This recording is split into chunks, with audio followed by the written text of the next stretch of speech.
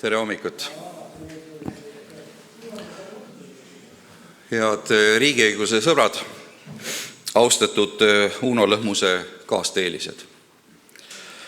Tere tulemast õigusteadlase Uno Lõhmuse mälestusele pühendatud riigiõiguse konverentsile.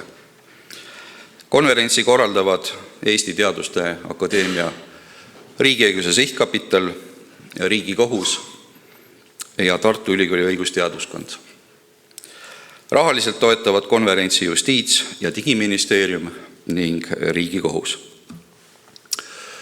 Konverentsiga jätkab riigiõiguse sihtkapital riigiõiguse konverentside järjepidevat korraldamist.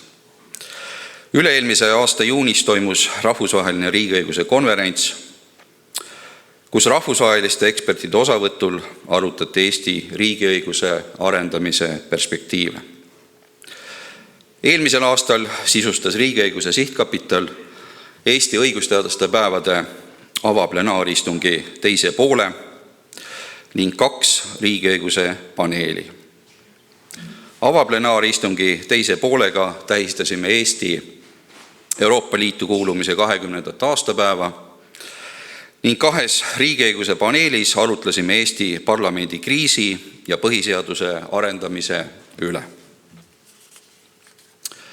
Riigiõiguse sihtkapitali missioon on edendada ja toetada Eesti riigiõiguse alast teadus-, uurimis- ja õppetööd.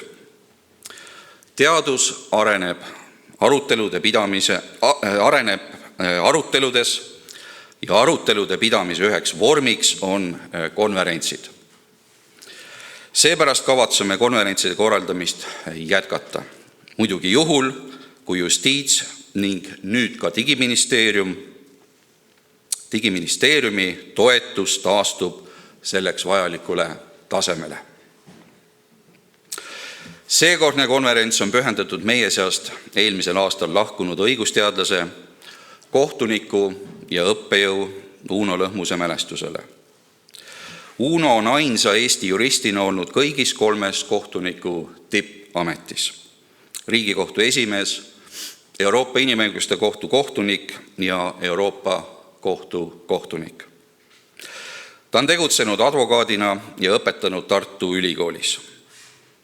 Uno oli riigiõiguse sihtkapitali nõukoja esimene esimees ning riigiõiguse aastaraamatu ja põhiseaduse uute kommentaaride alusepanija ja esimene peatoimetaja.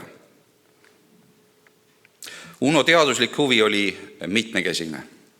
Talle huvipakkuvate teemade ringi kuulusid põhiõigused, põhiseaduslikkuse järelevalve, Euroopa Liidu õigus, karistusõigus ja kriminaalmenetlus. Tänase konverentsi ettekanded ongi inspireeritud Uno teaduslikest huvidest. Et tema eriliseks huviks oli riigiõigus, vaatame tema rikkalikku vaimset pärandit eelkõige riigiõiguse ja põhiõiguste kaitse vaatenurgast. Konverentsi ülesehitus püüab järgida Uno elu eri etappe, tegevusvaldkondi ja tegevusareene. Esimene sessioon keskendub tema tegevusele karistusõiguse ja kriminaalmenetlusega. Teine sessioon vaatab tema tegevust inimõiguste kaitsjana ja rahvusvahelisel areenil, Euroopa Inimõiguste Kohtus ja Euroopa Kohtus. Viimane sessioon puudutab küsimusi, mis läksid Unole korda Riigikohtu esimehena ja riigiõiguse uurijana. Eriliselt hea meel on mul selle üle, et esinejatena astuvad täna üles Uno kaasteelised. Liigutav on teid siin näha ja peagi kuulata. Head sõbrad, meid ootavad ees huvitavad ettekanded ja südant soojendavad mälestused.